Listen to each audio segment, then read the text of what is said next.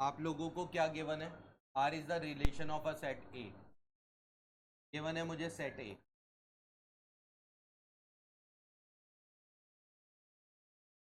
और रिलेशन दे रखा है X comma Y relate to comma V such that X V पहले और आखिरी, वाई यू वाले दोनों का प्रोडक्ट, पहला और लास्ट एलिमेंट का प्रोडक्ट इक्वल्स टू बी वाले दोनों का प्रोडक्ट। ये रिलेशन यहाँ पर ए जो दे रखा है उसके अंदर ना एलिमेंट जो है वो ऑर्डर पेयर में एलिमेंट्स है। पेयर का मतलब हो गया जैसे एक्स वाई एक एलिमेंट हो गया, ठीक है, यू वी एक हो गया, डब्ल्यू जेड एक हो गया। इस तरीके से पेयर में जो काउंट हो रहे हैं वो एलिमेंट काउंट हो रहे हैं। अब यहां पर क्या करना है, R is a equivalence relation, ये प्रूफ कर हम लोग ना फॉर रिफ्लेक्सिव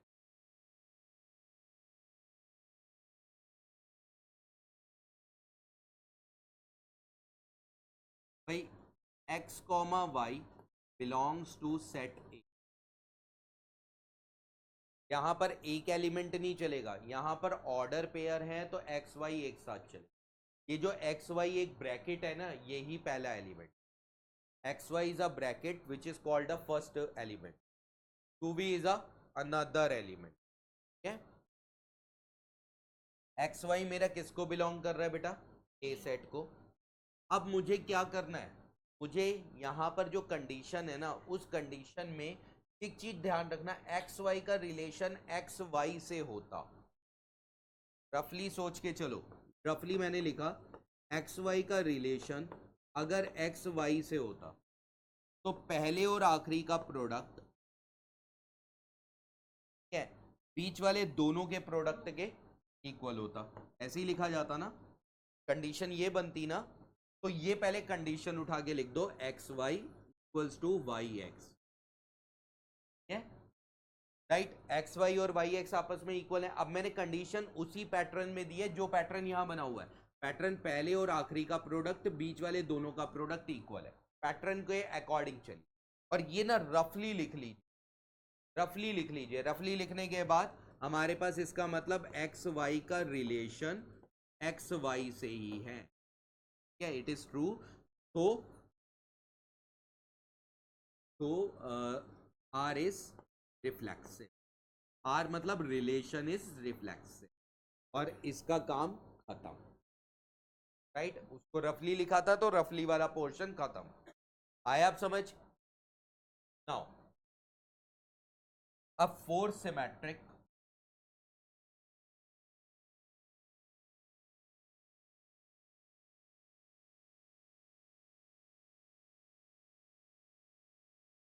सिमेट्रिक में बेटा क्या होगा आपके पास, एक्स वाई भी लेके चलोगे, यू और वी भी लेके चलोगे, both are belongs to set A. Now अगर आप इसकी अदला बदली करो, अब वही वापस अदला बदली करो तो रफली लिख लेते हैं, पहले यू वी लिख लेते हैं, उसका रिलेशन एक्स वाई से। क्या बनेगा बेटा, पहले और आखिरी का यू और वाई, पी और एक्स, यही बनेगा। मिल गया मुझे? तो मैं अपना ये लिखूंगा U Y equals to V x.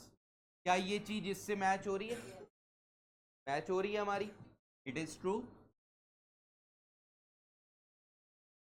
इसका मतलब U V relate to X comma Y, समझिए? हेंस या सो इट इज, या इट की जगह आर इज सिमेट्रिक। और ये रफली कंडीशन आपकी आ गया बेटा समझ?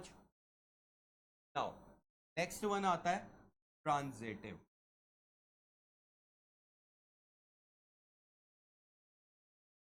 फॉर ट्रांजिटिव, अब ट्रांजिटिव में भी क्या करेंगे, तीन लेंगे, तीन ऑर्डर पेयर लेंगे। जब यहां पर एलिमेंट ही ऑर्डर पेयर में चूज हो रहा है तो ऑर्डर पेयर में ही लेंगे। पहला एक्स वाई है, दूसरा यू वी है, तीसरा ए बी ले लो, all are belong to set A. ठीक है, राइट। अगर एक्स वाई का रिलेशन u कॉमा वी से है तो इसका मतलब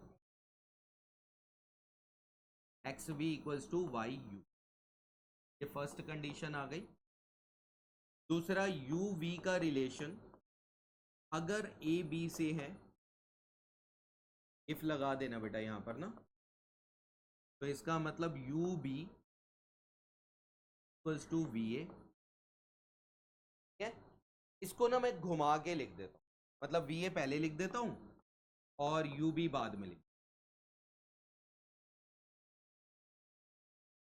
दिस इज। अब आप लोग क्या करिए, डिवाइड 1/2 एक्स वी के अपॉन में वी ए बाई यू के अपॉन, भाई वी वी कटा यू यू कटा, डिवाइड करने पे कट गया, क्रॉस मल्टीप्लाई कर दीजिए, एक्स बी आएगा और ए वाई आएगा। अब एक बात बताइए, इट मीन्स एक्स वाई जो है वो रिलेट कर रहा है ए कॉमा पहले और आखिरी का मतलब एक्स बी आ गया, और बीच वाले दोनों का मतलब ए वाई आ गया, हो गया proof, hence it is transit. समझ आया? करिए कंप्लीट, और hence this relation is called equivalence relation. करिए कंप्लीट।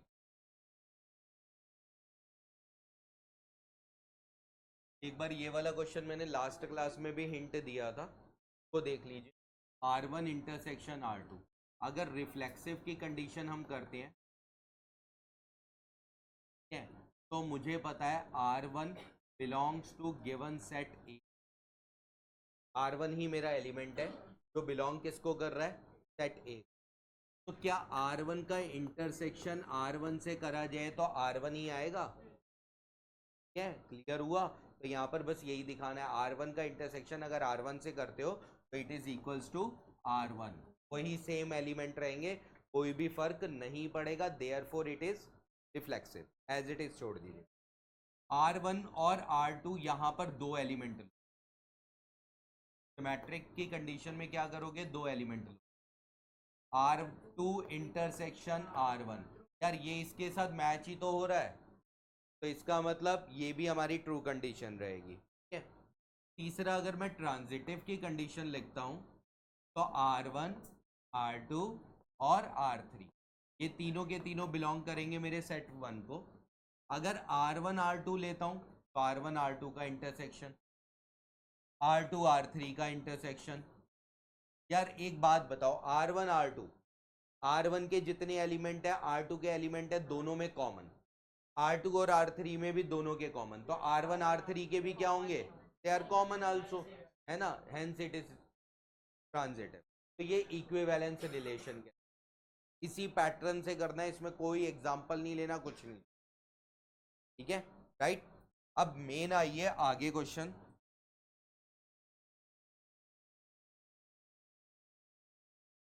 एक इन्होंने बोला 9th वाला। अब एक चीज सोचिए, यहाँ पर n का रिलेशन m के साथ दे रखा, n रिलेशन टू m ये दे रखा है।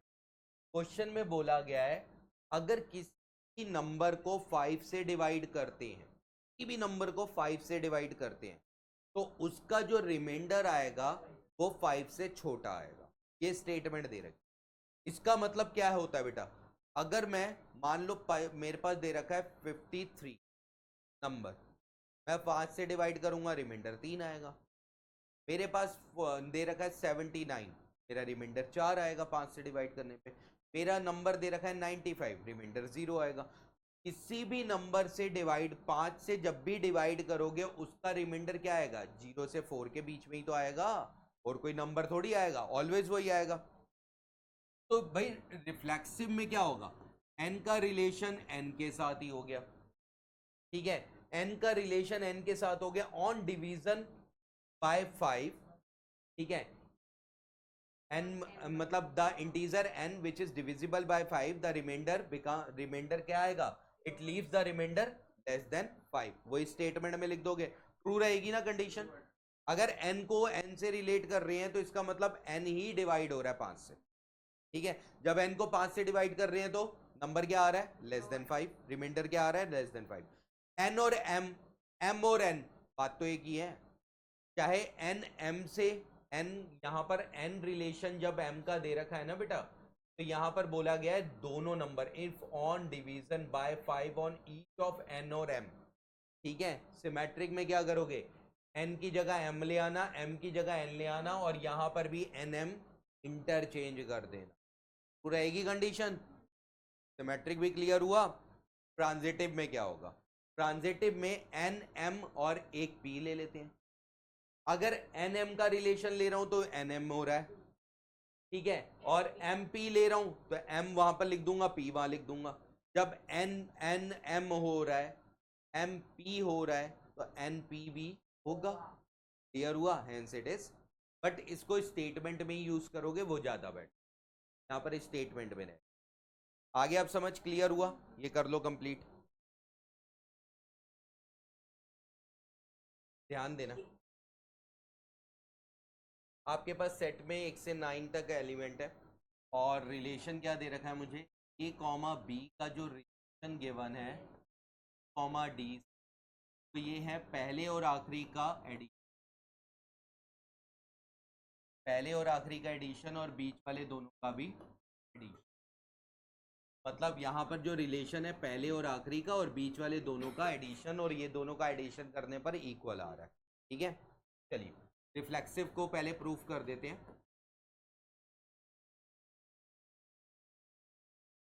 पहला order pair that is belong to set A cross A लिख दीजिएगा, क्योंकि यहाँ पर ए में ये है ना, और ऑर्डर पेयर है तो पहले वाला भी ए को कर रहा है, पीछे वाला भी ए को कर रहा है। ए क्रॉस ए अगर दे रखा है तो उस पैटर्न से लिख दीजिए, कोई प्रॉब्लम नहीं, ठीक है। नाउ ए बी किसको बिलोंग कर रहा है, सेट ए क्रॉस ए, मतलब पहले वाला ए बी ए का एलिमेंट है और बी में भी सारे एलिमेंट ए। नाउ अब आप लोग क्या करोगे, रफली लेके चलो भाई, ए बी का रिलेशन ए बी के साथ लेके चल रहा हूँ, रफली लेके चल रहा हूँ, ठीक है। पहला और आखिरी बीच वाले दोनों का सम आपस में क्या होगा, equal, A plus B equals to में बी प्लस ए। मैंने इससे कंडीशन लिख ली, पहले और आखिरी का समीशन, बीच वाले दोनों के समीशन। अब ये दोनों कंडीशन क्या है, ट्रू, इट इज ट्रू, ये ट्रू है तो ए कॉमा बी रिलेट कर रहा है ए कॉमा बी से, क्या रिलेशन डन हो गया, क्लियर, हेंस इट इज, और ये मिटा दीजिए, क्लियर हुआ, ये रिफ्लेक्सिव हुआ, फाइनली वो खत्म। अब सिमेट्रिक,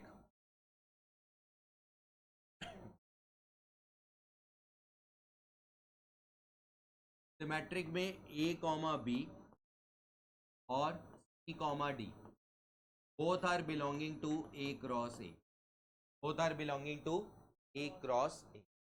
नाउ अब आपको क्या करना होता है सिमेट्रिक में, अदला बदली, तो मैंने नीचे लिखा C and D relate to A comma B, पहला और आखिरी कौन सा है, सी प्लस बी, वो कंडीशन बनाई, और बीच वाली दोनों की कंडीशन बनाई, डी प्लस ए।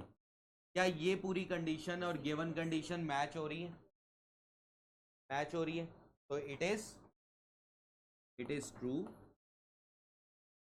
उसके बाद यही लिख दीजिए C D relation to A comma B, ठीक है, हेंस दे आर सिमेट्रिक, क्या, और रफली जो लिखा था नीचे वो मिटा दीजिए, जरूरत ही नहीं हमें, समझ आ गया।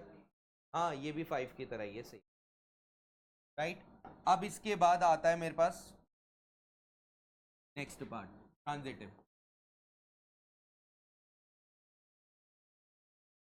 ए comma B, C comma D और E comma F all are belonging to A cross ए।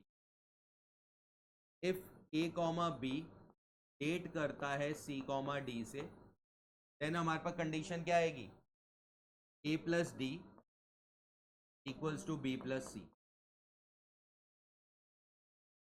पहली कंडीशन ये आएगी मेरे पास, ठीक है, 1। दूसरा लेके चलिए सी डी रिलेट कर रहे हैं ई एफ से, तो C plus F equals to D plus E, ये सेकंड कंडीशन है। अब आप एक काम करिएगा, यहाँ से भी D की या C की वैल्यू निकाल लीजिए, ठीक है, या दोनों का ऐड भी कर दोगे तो भी हमारी टर्म कट जाएंगे, दोनों का ऐड ही कर दीजिए, ऐड 1 and 2, तो A plus D plus C plus F B C D हमारे दोनों कट गए, तो अपने आप ही वो कंडीशन आ गई।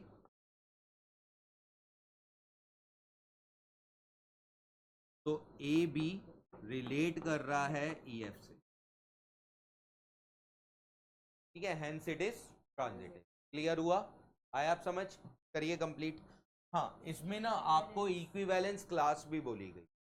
अब इक्विवेलेंस क्लास भी देख लीजिए, इक्विवेलेंस क्लास भी चेक कर लीजिए। फॉर इक्विवेलेंस क्लास, मैडम यहाँ पर क्या लिया था आपने? तो लिया था वो ऑर्डर तो वैसे ही रहेगा ना, क्या आ रहा है प्लस एफ कॉमा ई, कहाँ आ रहा है मैडम? पहले और आखिरी का प्रोडक्ट एडिशन है और बीच वाले दोनों का एडिशन है, ये तो पैटर्न चल रहा है, ठीक है। नाउ अब एक चीज देखिएगा, यहाँ पर 2,5 की इक्विवेलेंस क्लास बना, भाई ये जो रिलेशन था ना ए बी वाला, ए बी सी डी वाला, ए बी की जगह 2,5 लिख दी, इसका रिलेशन सी कॉमा डी से, ठीक है। इसका मतलब पहला और आखिरी plus D, C plus 5 plus C. अब आप लोग सोच के बताएंगे सी की जगह क्या रखूं, मतलब मुझे जो निकालना है वो सी कॉमा डी निकालना है, तो यार सी की जगह क्या रखूं 1 to 9 में, कि भाई अब अगर मैं सी की जगह पहले 1 रखता हूँ, सी की जगह 1 रखता हूँ तो 6 हो गया, तो डी क्या आएगा 4, 1,4। अब सी की जगह 2 रखिए, तो 2 रखेंगे तो 5, 3 रखेंगे तो 6, ठीक है, 4 रखेंगे तो 7, 5 रखेंगे तो 8 और 6 रखेंगे तो 9। इसके अलावा कोई भी एलिमेंट नहीं आ, तो के लिए 9 से बड़े तो एलिमेंट है ही नहीं ना हमारे, हम 9 से बड़े, अगर मैंने अगला एलिमेंट रखा 7 तो 9 से बड़ा आ जाएगा, वो पॉसिबिलिटी नहीं है। मतलब आप लोग ये समझ के चलिए, किसी भी एक एलिमेंट की जगह पुट करेंगे 2,5 को, एक ऑर्डर पेयर से रिप्लेस कर दीजिए और दूसरे ऑर्डर पेयर में कौन कौन से नंबर आ सकते हैं दोनों के, वो लिखते जाइए, वही आंसर है इक्विवेलेंस क्लास। करिए कंप्लीट।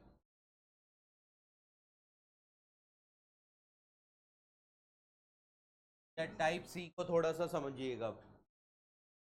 आपके पास एक रिलेशन दे रखा है, गिवन सेट है आपके पास 1 2 3, रिलेशन आपको क्या गिवन है 1 1 2 2 3 3,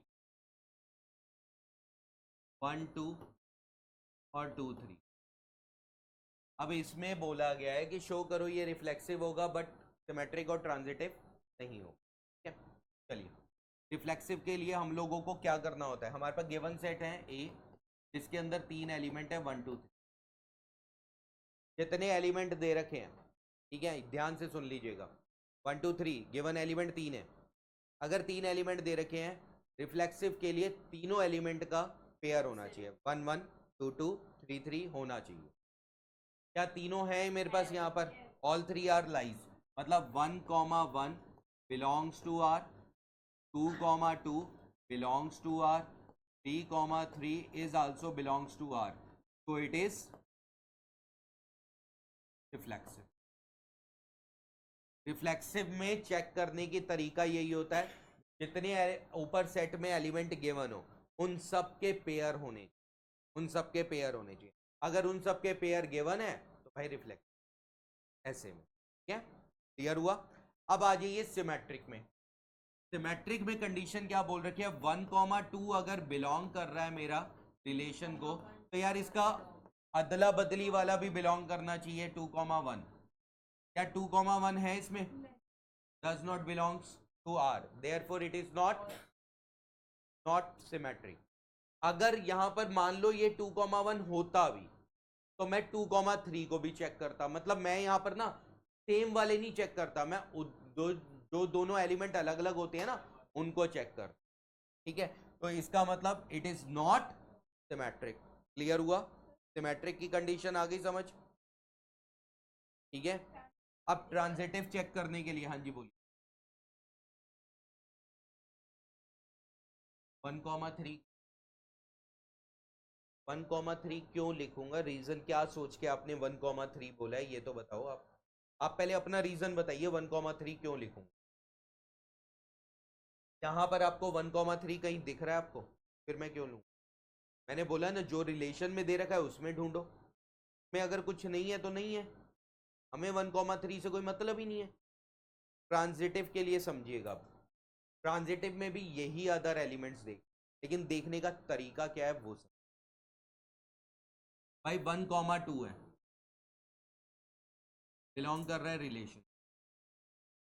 ठीक है, ये किस पे खत्म हुआ? आप लोगों को याद होगा ट्रांजिटिव में ए बी होता है, फिर बी सी होता है, और फिर हम ए सी को चेक करते हैं। क्लियर ना?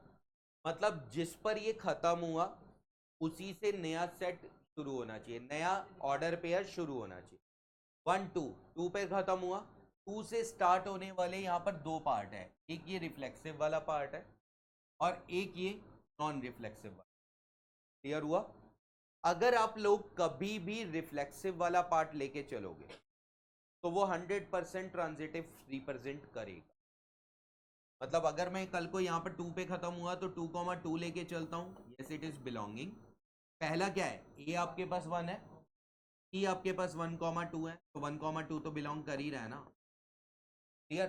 तो आप लोगों को नहीं ना रिफ्लेक्सिव के साथ कभी चेक नहीं, रिफ्लेक्सिव के साथ ये कंडीशन हमेशा 100% ट्रू आती है, 100% ट्रू आती है। आपको अगर एक भी फॉल्स कंडीशन मिल गई तो इसका मतलब ये फॉल्स है। एक भी फॉल्स, भले इसमें हर एक कंडीशन ट्रू हो, एक फॉल्स का मतलब इट इज फॉल्स। समझ गए बेटा? ठीक है, अब यहां पर मैंने इस कंडीशन को हटा दिया, क्यों? क्योंकि मुझे पता चल गया रिफ्लेक्सिव के साथ तो ट्रांजिटिव केस में वो ट्रांजिटिव होगा, तो मुझे कभी भी रिफ्लेक्सिव एलिमेंट के साथ इसको मैच नहीं कर। अब यहां पर खत्म हुआ 2 पर, शुरू होने वाला है 2,3, ये भी बिलोंग कर रहा है।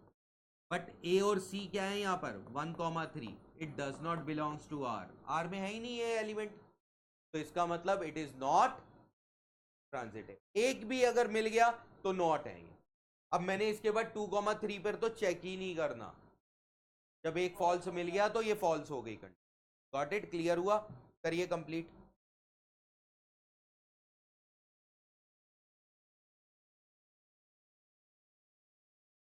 नेक्स्ट क्वेश्चन में देखिए 1 2 2 1, एक मिनट, 1 2 2 1 दे रखा है, तो आप लोग यहाँ पर प्रूफ करिए रिफ्लेक्सिव नहीं है, ट्रांजिटिव नहीं है। गिवन सेट क्या दे रखा है?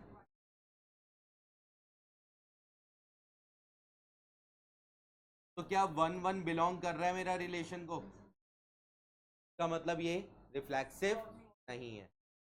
सिमेट्रिक में 1 2 आ रहा है तो भाई 2 1 भी आ रहा है, यस। इसका मतलब ये क्या हुआ? सिमेट्रिक।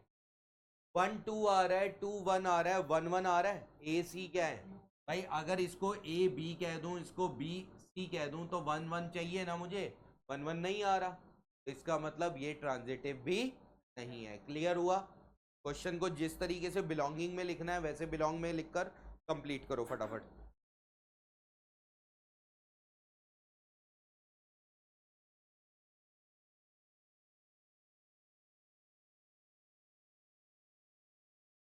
अब यार यहाँ पर रिफ्लेक्सिव करना है, 1 2 3 4, ध्यान दो सारे। 1 1 है, 2 2 है, 3 3 है, 4 4 है, तो इसका मतलब रिफ्लेक्सिव है। क्लियर हुआ? अब उन्होंने बोला ट्रांजिटिव चेक करना है। सिमेट्रिक अगर देखा जाए 1 2 दे रखा है तो 2 1 नहीं दे रखा है, इसलिए सिमेट्रिक नहीं है।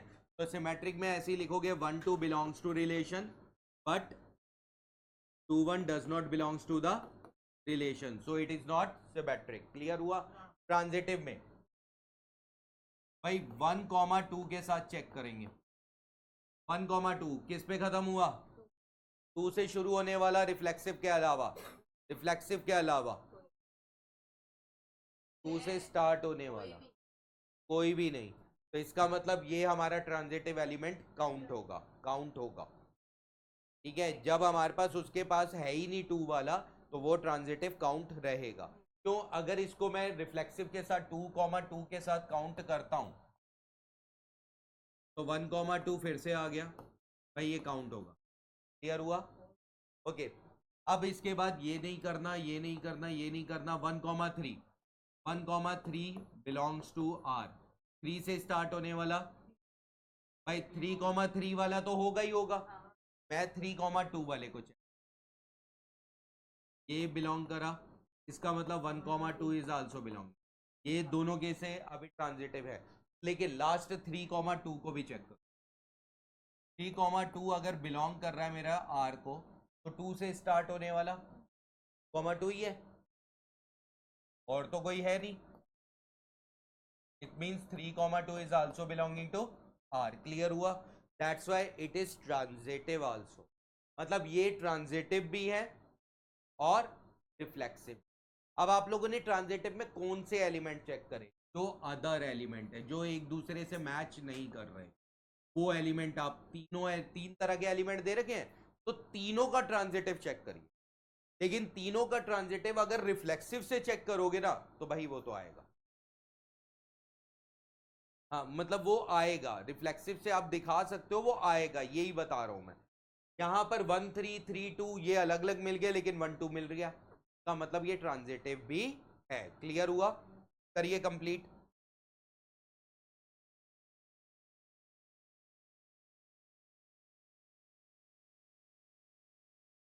यार ना R1 R2 वाला जो क्वेश्चन है ना, R1 के अंदर x minus Y is divisible by 3। R1 set बना दो, ऑर्डर पेयर के साथ बना। 1,1 आएगा तो 0 आ जाएगा, 1 में से 1 गया, 0 आएगा, वो डिविजिबल बाय 3 है। तो जो ऑर्डर पेयर बनते हैं ना वो ऑर्डर पेयर बनाए। 2,2 भी बनेगा, 3,3 भी बनेगा, अब टिल 9,9 तक सारे बनेंगे। तो लिए आपके पास एक्स सेट में क्या दे रखा है? 1 2 3 अप टू 9 तक सारे एलिमेंट लोगे आप लोग। अब इसके अलावा वो लो जो दोनों में माइनस करने पे 3 से डिविजिबल हो। 1,4 1,7 भाई दोनों का डिफरेंस क्या आएगा? 3 का मल्टीपल, 3 का मल्टीपल मतलब 3 से डिविजिबल होगा।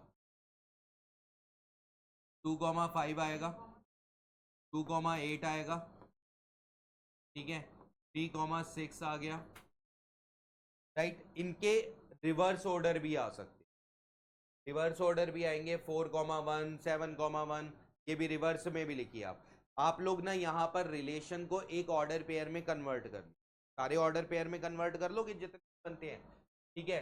3 6 के बाद 4 और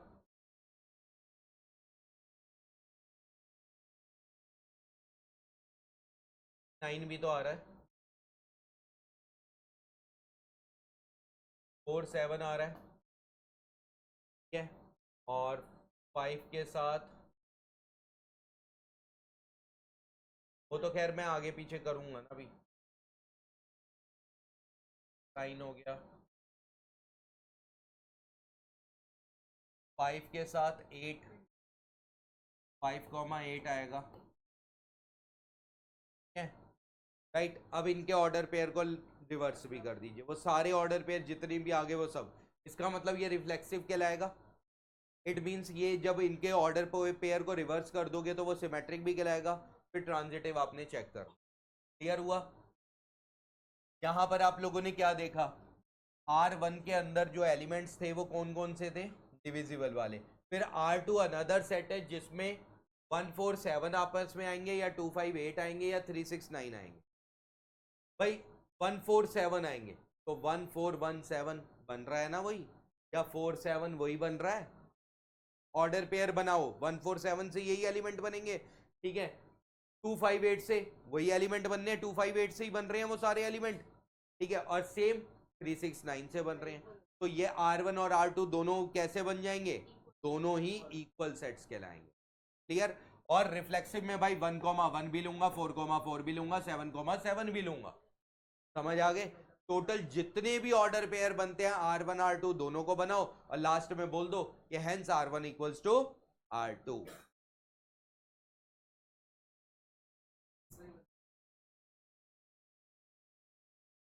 ओके, यहां पर आप लोगों को ना रिलेशन बनाना है, ऐसा रिलेशन बनाना है जिसमें 1 2 और 2 3 आने चाहिए, कि ये दोनों के दोनों ऑर्डर पेयर आने चाहिए, प्लस रिफ्लेक्सिव और ट्रांजिटिव रिप्रेजेंट करे बट सिमेट्रिक रिप्रेजेंट ना करे। मैं ना ए क्रॉस ए का पहले एक सेट बनाऊंगा, 1 2 3 से ही क्रॉस प्रोडक्ट 1 2 3 का ही बनाऊं। क्या क्या बनेगा, 1 1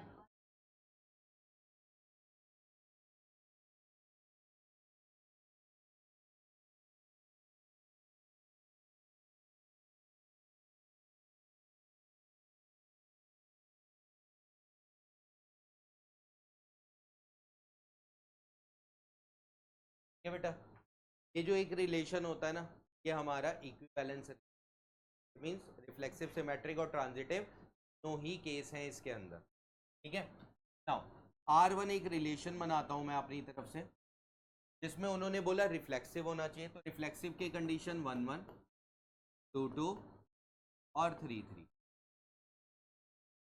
ये तीनों आ गए, प्लस ये दो ऑर्डर पेयर जरूर आएंगे, उन्होंने साफ बोला है ये दोनों ऑर्डर पेयर आपने रखने ही, 5 ऑर्डर पेयर हो गए। अब जो ए क्रॉस ए बनाया ना, उसमें से 5 एलिमेंट, जो 5 ऑर्डर पेयर बने, उनको मार्क कर लीजिए कि उनकी जरूरत मुझे रिलेशन में नहीं पड़ने वाली। 1 1 2 और 3 प्लस 1 2 नहीं पड़ेगा और 2। अब आपके पास बच गए 4 ऑर्डर पेयर और, ठीक है।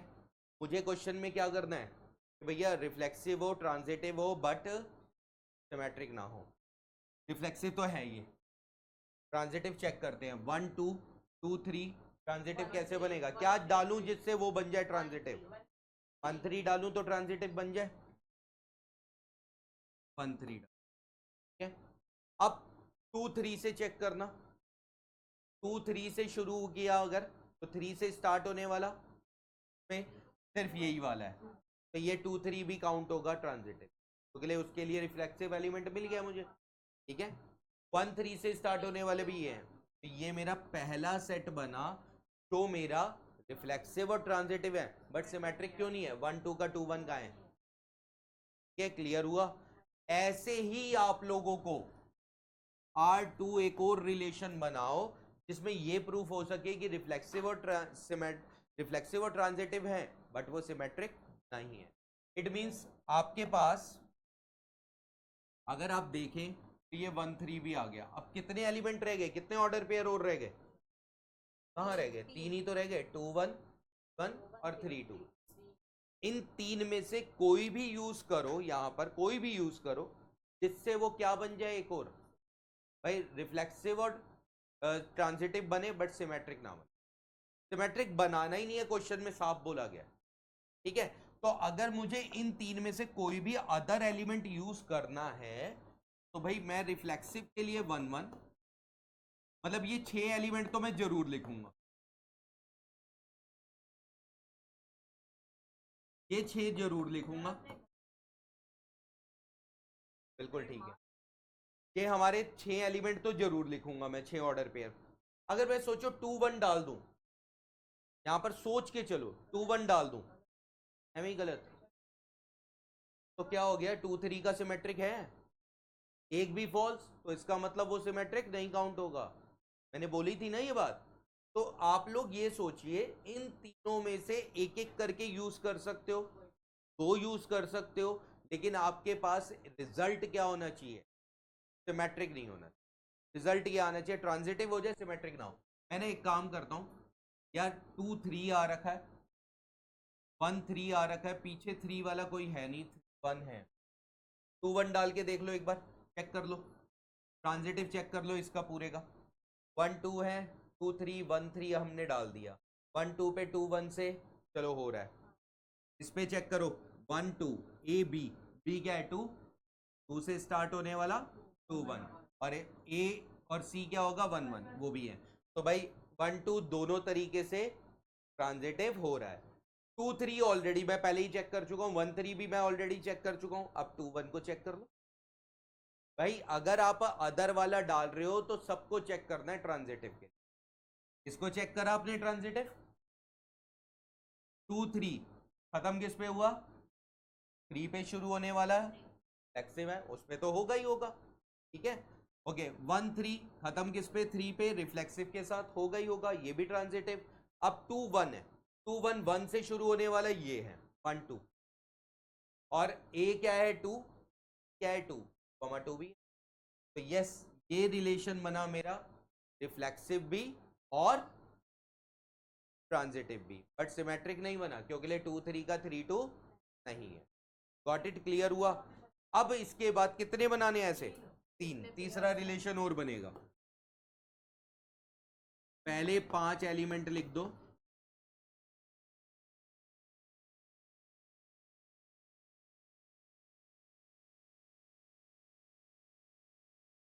ओके।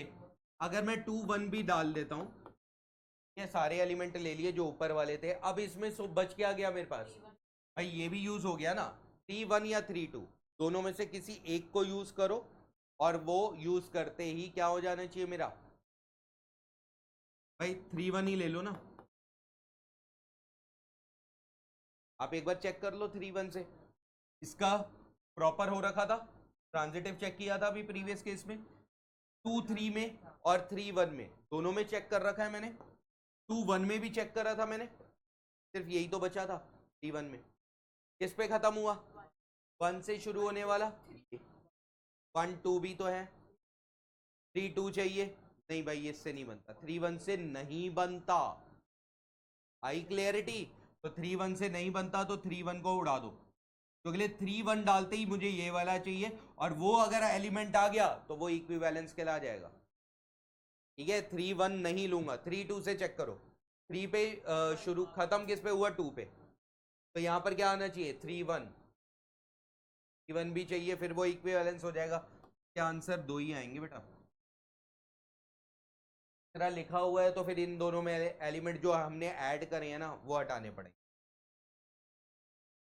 ये दोनों एलिमेंट हटा के काम, ये दोनों एलिमेंट हटा के फिर सोचो, ठीक है, वो दोनों एलिमेंट हटा दिए, फिर कोई एलिमेंट इसमें ऐड करके देखो,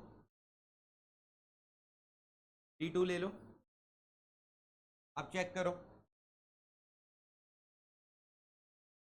3 2 2 3 3 2 हो गया ना, ये तीसरा रिलेशन बना। ये 3 रिलेशन है आपके पास जो हमारे रिफ्लेक्सिव और ट्रांजिटिव है, बट